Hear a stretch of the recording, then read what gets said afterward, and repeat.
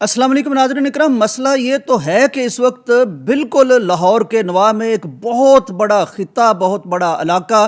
وہ زیر آب آ چکا ہے۔ 5 سے 7 فٹ تک پانی لوگوں کے گھروں میں، لوگوں کی زمینوں میں، لوگوں کی فصلوں میں آ چکا ہے اور شدید قسم کی مشکلات کا وہ بیچارے شکار ہیں۔ درجنوں دیہات زیر آب ہیں اور وسیع تر رقبہ وہاں فصلیں جو ہیں وہ زیر آب آ چکی ہیں اور بڑی گنجان آبادیاں، رانا ٹاؤن ہے ان میں، رحمان سٹی ہے ان میں،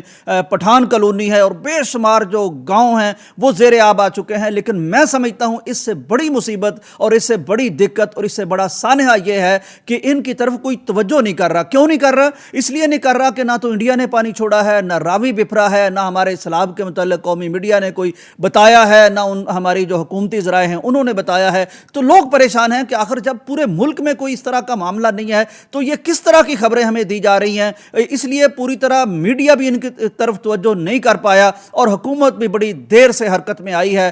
ناظرین اکرام، نالہ بھیڑ یہ ایک برساتی نالہ ہے جو جموں کشمیر سے شروع ہوتا ہے، سیالکوٹ، نارووال، گجرانوالہ، شیخوپورہ سے ہوتا ہوا یہ راوی میں فیروز والا کے قریب آ کے گرتا ہے۔ لیکن ہماری بدقسمتی کہیے کہ اس نالے میں کچھ تجاوزات آ گئی ہیں، اس کی صفائی نہیں کی گئی، اس کے جو کنارے تھے ان کا خیال نہیں رکھا گیا، چنانچہ پانی جب شدید آیا کیونکہ کلائمیٹ چینج کا معاملہ ہے اور بارشیں اس طرح برستی ہیں کہ تاریخ میں کبھی اس طرح نہیں برسی تھی، ہمارے انتظامات تو پرانے ہیں۔ تو بہرحال جب اس طرح شدید بارشوں کا پانی جموں سے لے کر سیالکوٹ سے لے کر اور سارا آیا تو یہاں کوئی 10 فٹ کا ایک دو جگہ پر شگاف پڑ گیا اور وہ اس قدر شدید تیزی کے ساتھ پانی پھر نکلا ہے اور علاقوں کے علاقے زیر آب کرتا چلا گیا ہے کہ لوگوں کو سنبھلنے کا موقع ہی نہیں ملا۔ ان بیچاروں کے جاندار، ان کی فصلیں، ان کی دھان کی فصلیں، ان کا جو زندگی بھر کا کمایا ہوا گھروں میں ہوتا ہے وہی تو ہماری زندگی ہوتی ہے۔ نسلیں لگا کے ایک گھر کی سہولتیں ہم بناتے ہیں، رہنے کے قابل گھر بناتے ہیں اور وہ سارا کچھ اس وقت شدید تباہی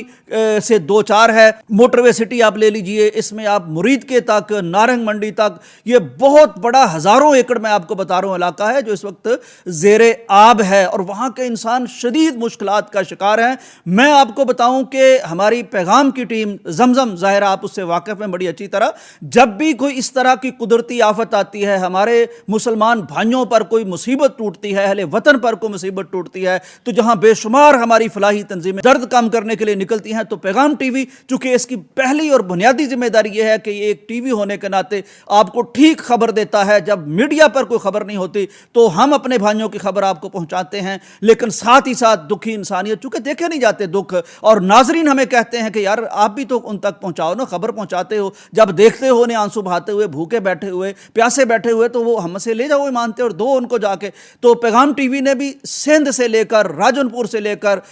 ہر موقع پر الحمدللہ کام کیا۔ جب یہ صورتحال پیش آئی اور پیغام ٹی وی کی ٹیمیں اور زمزم کی ٹیمیں وہاں پہنچی تو یعنی میں کہتا ہوں گواہی وہ ہے جو فیلڈ سے سامنے آئے، جو میدان سے سامنے آئے، جو اگلے لوگوں کے منہ سے سامنے آئے۔ ذرا یہ ان بزرگوں کو دیکھیے کیا کہہ رہے ہیں۔ پیغام چینل کو جو ہے نا میں LCD پہ دیکھتا رہا ہوں،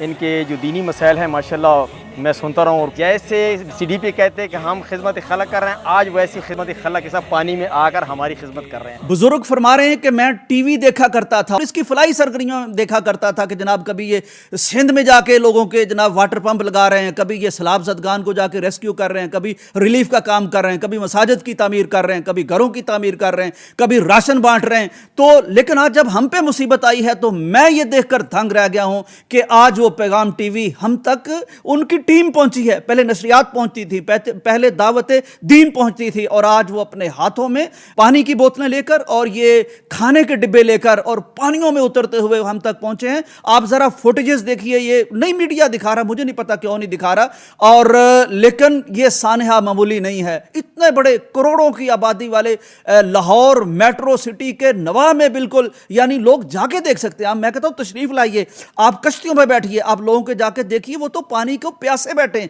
कैसी अजीब बात है कि एक तरफ पानी ही पानी, सारी जिंदगी निगल रहा किसी अजदहे की तरह, और दूसरी तरफ उनके पास पीने के लिए चंद बूंदे पानी भी नहीं है, खाना भी नहीं है। तो बेशुमार लोग काम कर रहे हैं, लेकिन इतना बड़ा ये डिजास्टर है और इतना बड़ा ये रकबा है, इतने ज्यादा लोग हैं। सिर्फ एक कॉलोनी जिसको पठान कॉलोनी कहा जाता है, उसमें 5000 घर बताए जाते हैं। आप अंदाजा कीजिए कि कई किलोमीटर तक जीटी रोड के इधर उधर फैले हुए ये बेशुमार गांव और वहां फंसे हुए इंसान, उन तक पहुंचना जरूरी है। चुनाचे पैगाम टीवी और बाकी तंजीमें मैदान में निकल आई हैं, तो आप पैगाम टीवी के प्लेटफॉर्म से अगर इन तक अपनी अमानतें पहुंचाना चाहें, पानी की चंद बूंदें पहुंचाना चाहें, चंद लुकमे पहुंचाना चाहें, ये भी आप ही तरह का, देखिए ना, जैसे बुजुर्ग की बात सुनी, ये पैगाम टीवी के व्यूवर्स हैं, ये आप जैसे शरीफ लोग हैं, ये कोई मांगने वाले थोड़ी हैं। और मैं आपको बताऊं, इस इलाके के लोग इतने खुददार हैं कि वो घरों में बैठे हैं, कोई चीखम धाड़ नहीं है, कोई लाइनें नहीं है, कोई छीना छपटी नहीं है, भूखे बैठे हैं, और जब ये जाते हैं तो फिर भी वो शुक्रिया अदा करते हैं।